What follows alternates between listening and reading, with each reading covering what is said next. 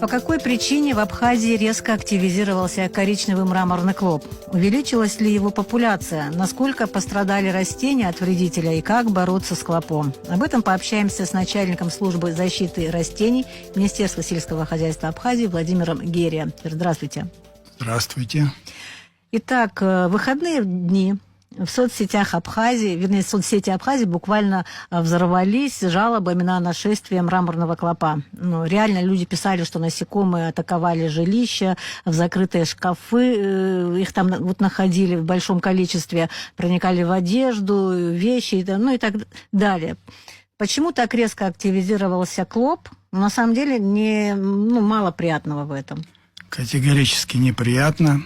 Отрицательные эмоции сплошные от присутствия рядом с нами коричневого мраморного клопа. В соцсетях действительно ажиотаж. Даже один пост звучал так: «Нас съели клопы, помогите».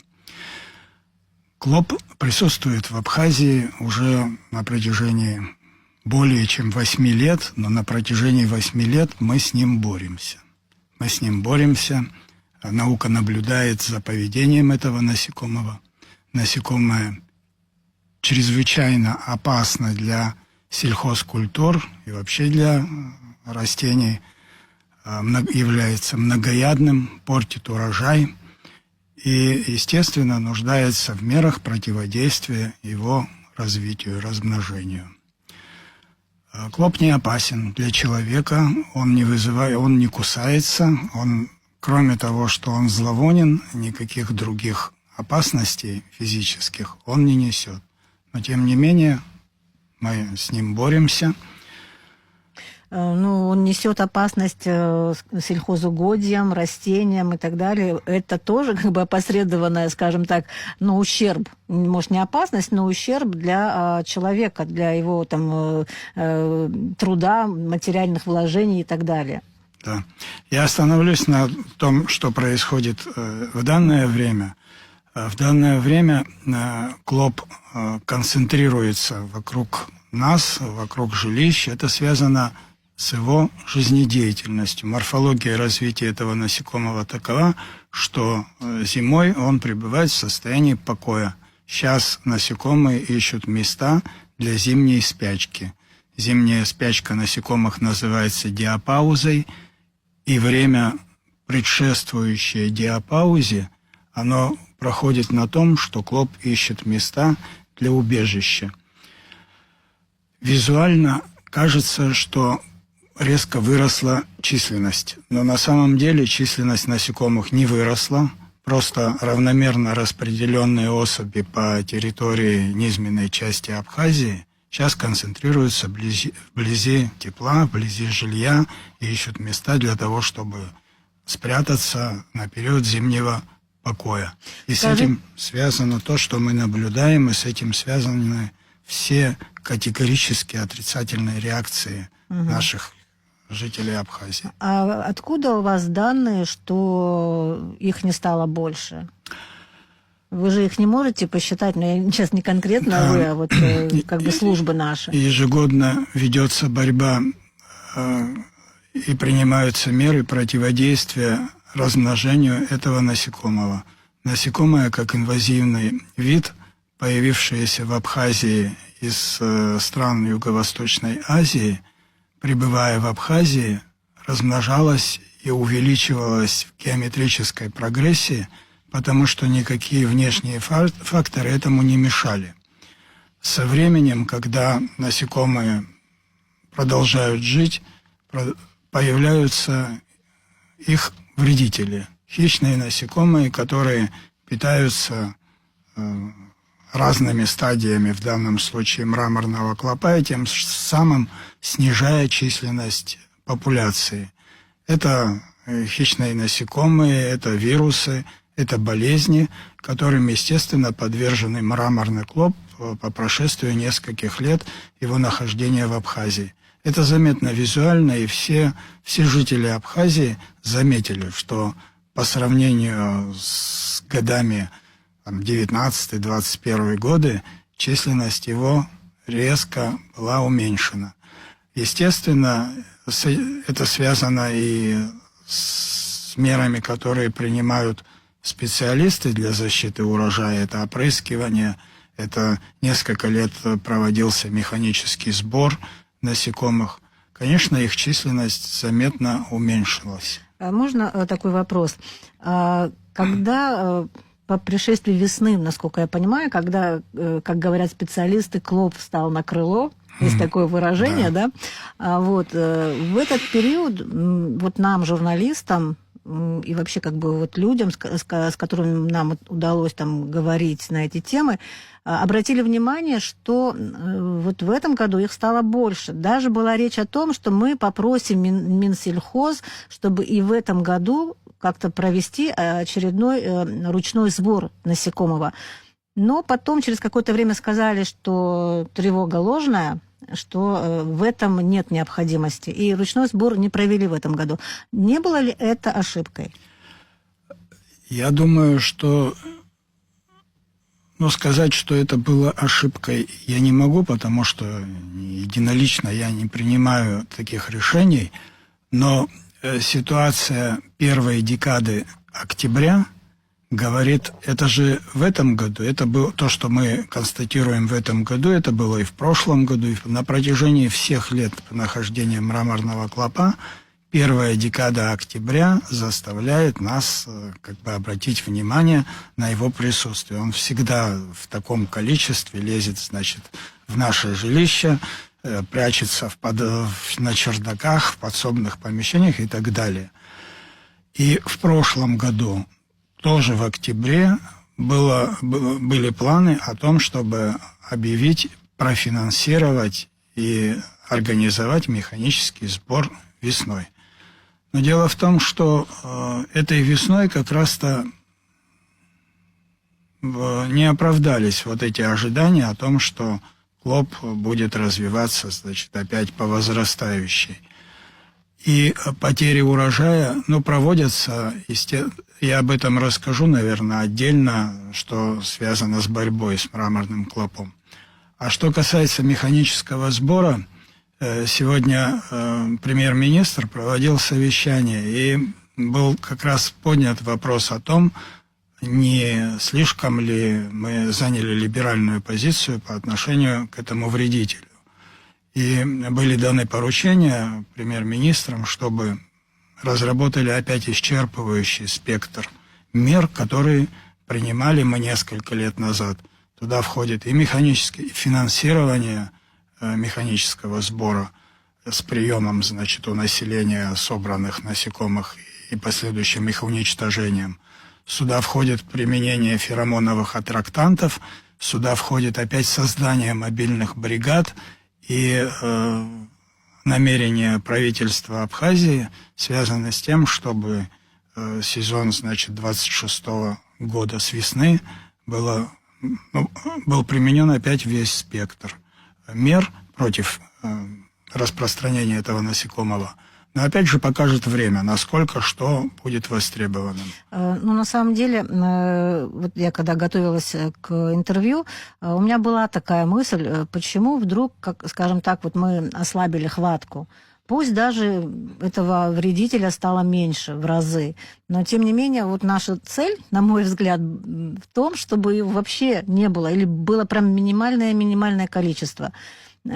Понятно, что это финансово затратное мероприятие, когда ручной сбор проводится, нужно оплачивать вот эту работу и так далее. Но, может быть, в приоритете было бы все-таки вот какая-то вот экологическая составляющая, безопасность там сельхозугодий. Да и вообще, неприятно это насекомое видеть. Зачем ему давать шанс? Вы правы. Но в первую очередь в рамках моей компетенции это защита сельхозпродукта.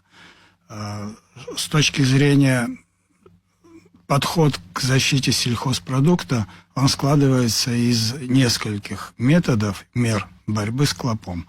Химический метод борьбы с клопом, он связан с периодическим воздействием химикатов, ядохимикатов на места скопления этого насекомого. Достаточно опыт есть. Правительство принимает все необходимые меры для того, чтобы запас инсектицидов был и в случае при необходимости их применения, чтобы мы не ездили, не искали, не просили. В этом отношении у нас все есть. Есть в спектре запас пестицидов, и в том числе и от болезней, которые связаны с жизнедеятельностью клопа, и против самих насекомых. И не только клоп нам угрожает. Использование этих препаратов дает свой эффект. Мы констатируем эффект по качеству урожая. Минимальные, сведены к минимуму порча урожая в связи с жизнедеятельностью мраморного клопа. Это касается ореха, это касается цитрусовых, это касается других субтропических культур, инжир, хурма.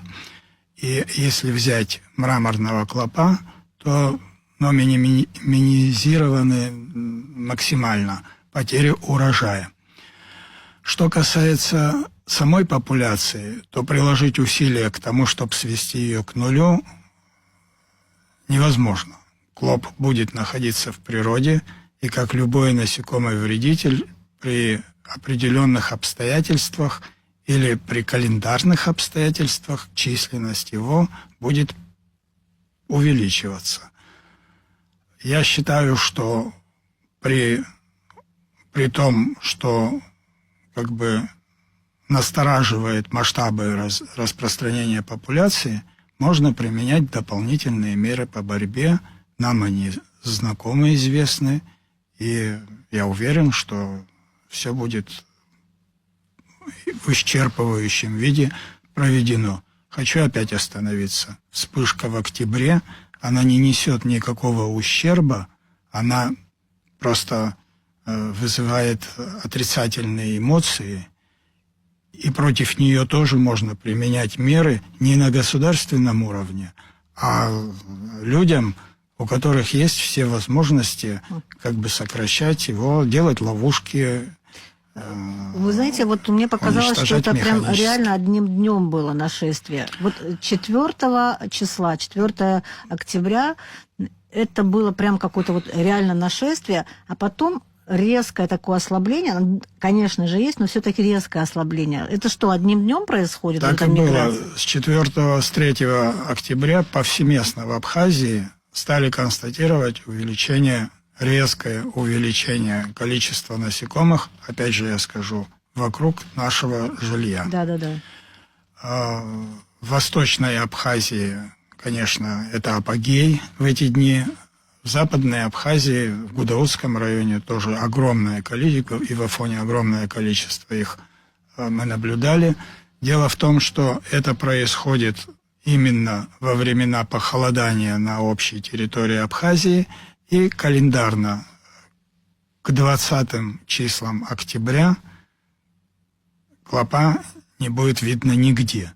А спад может начаться, вот сейчас я рассказываю, может быть, уже пошел популяция, обитающая вокруг нас, пошла на спад. Я помню, по-моему, вы как раз и говорили о таком эффективном методе, как я понимаю, с ваших слов, когда вот нужно как бороться, да, то есть собрать большое количество вот этого вредителя, там, допустим, в одну коробку с ветошью, там, оставить ее открытой, там они найдут место, чтобы пригреться, и потом вот так злостно уничтожить среди зимы, когда они уже будут спать.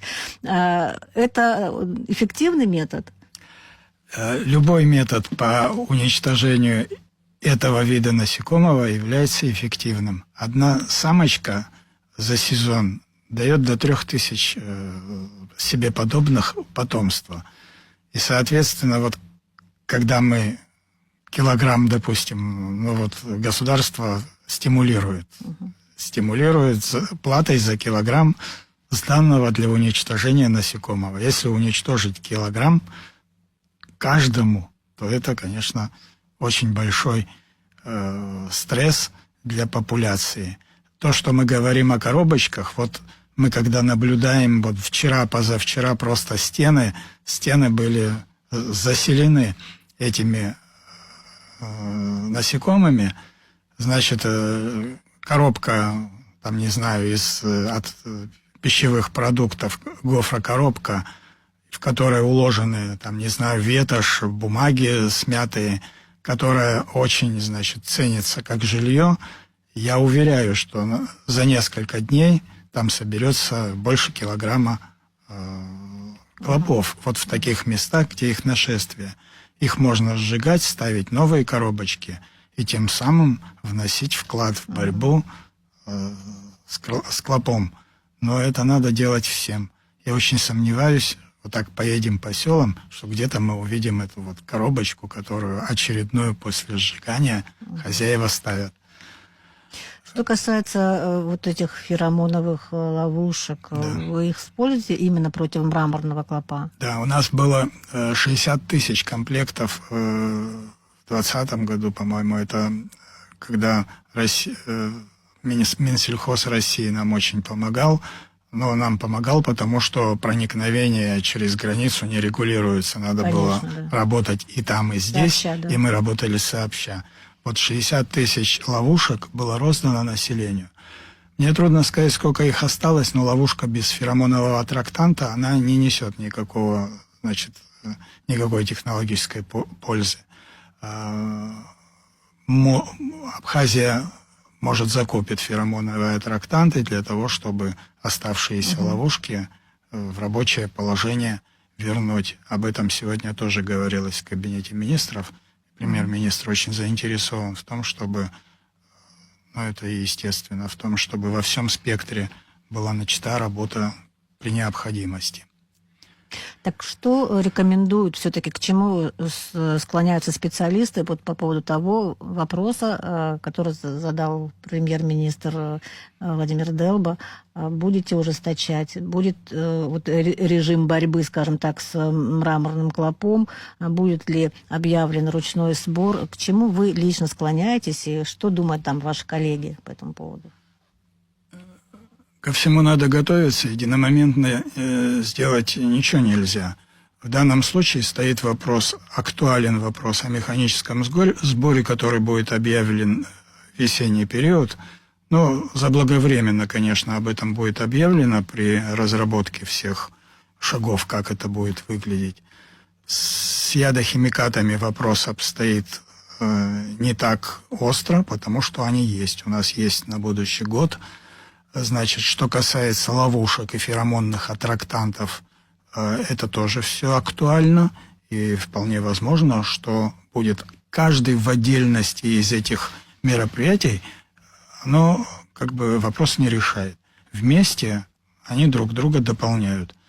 Опять же, активность должна быть и на местах. Я минуточку хочу сказать об одном вопросе, который поднимается и очень муссируется. Мы пользуемся ядохимикатами. Это сложные продукты и достаточно дорогостоящие. Вот о том времени, когда мы работали совместно рука об руку с Российской Федерацией по борьбе с клопом, это было в первые годы, когда просто была катастрофа. Нам помогали, и в Абхазии поступали инсектициды именно по борьбе с насекомыми, лекарства в более чем достаточном количестве. Они были предназначены для безвозмездного использования, что продолжается и по сегодняшний день. И сегодня бесплатно лекарство можно получить в любом селе нашего государства для того, чтобы использовать его по назначению. И некоторые виды лекарств, исходя из того, что срок годности у них 3 года, некоторые виды лекарств сегодня у нас еще в складе Минсельхоза датированы 2020 годом. Но где к 2024 году истекал срок его годности. Я с полной уверенностью хочу сказать, что компания-производитель для того, чтобы, это определенные нормы и требования, пишут срок годности. Наши складские возможности выглядят так, что лекарства лежат при определенной температуре и без попадания солнца. Они не теряют своего эффекта, и то, что мы раздаем сейчас, препараты, в основном препараты все свежие, которые остались, утилизировать их, просто это расточительство. Мы их раздаем и одновременно проверяем сами на практике, они совершенно не теряют своих свойств. И исходя из того, что это не продукты питания, все-таки это химические соединения, их можно использовать с тем же успехом, как и те, которые выпущены. Вот мы завезли 25-го года препараты. Вот когда идет речь о том, что где-то вышел срок, у нас это все под контролем. Никаких отрицательных последствий это не несет. Скажите, есть ли опыт в других странах, когда вот этот мраморный клоп, допустим, или в совершенно незначительных количествах, либо же от него все-таки избавились? Я не владею такой информацией, но я был в тех странах, где присутствие клопа вызывало такой же отрицательный ажиотаж, как в нашей стране. И это развитые достаточно страны, это в том числе и Соединенные Штаты Америки, Италия, страны Средиземноморья. 100% потеря урожая, колоссальные убытки и колоссальные средства вкладывались в то, чтобы предотвратить в дальнейшем вот такой ущерб. Нигде от клопа где вот я точно знаю, от клопа не избавились, он просто становится аборигенным. Клоп-щитник жил в Абхазии до вот этого коричневого мраморного клопа с таким же запашком, повреждал алычу. Этот запах, например, мне знаком с детства. Но не было такого, чтобы вот всем миром боролись с ним. Пришелец просто изолирован извне, от действия извне. И он размножался колоссальной скоростью. Теперь это все будет более сдержанно. А правда, что есть какая-то там птичка, которая их съедает? Или это слухи? Нет, обязательно есть. Может, это птичка, может, это микроорганизм, но обязательно есть враги. Но я не могу